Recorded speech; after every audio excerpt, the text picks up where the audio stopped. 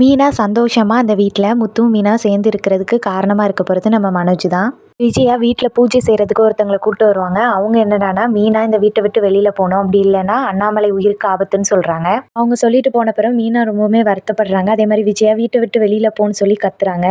உடனே அண்ணாமலையும் முத்துவும் அதெல்லாம் ஒன்றும் இல்லை, அவங்க சொல்கிறதெல்லாம் அப்படியே நடக்கும் அப்படிங்கிறதெல்லாம் கிடையாது. உடனே விஜயாவும் அப்படிலாம் கிடையாது, அவங்க பெரிய சாமியார், அவங்க சொன்னால் கண்டிப்பாக நடக்கும் அப்படின்னு சொல்கிறாங்க.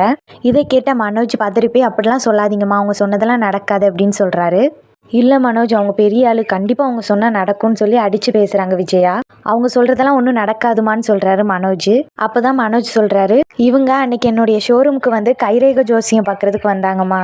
அப்போ அவங்க என்னோட கைரேகையை பார்த்துட்டு என்ன தெரியுமா சொன்னாங்க, உனக்கு இன்னொரு கல்யாணம் ஆகும், ஆனால் அது உன்னுடைய ஒய்ஃபான ரோஹிணி கூட தான் உனக்கு இன்னொரு தடவை கல்யாணம் ஆகும்னு சொல்லிட்டாங்கம்மா. அதனால் நானே பயத்தில் இருக்கேன், நீங்கள் வேற அவங்க சொன்னால் நடக்கும்னு சொல்லிக்கிட்டு இருக்கீங்க.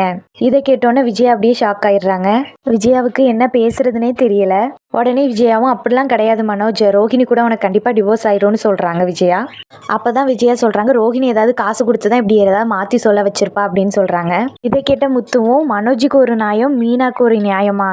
அண்ணாமலையும் சொல்கிறாரு, இந்த பூஜையை செய்ய சொல்லி உனக்கு யார் சொன்னது?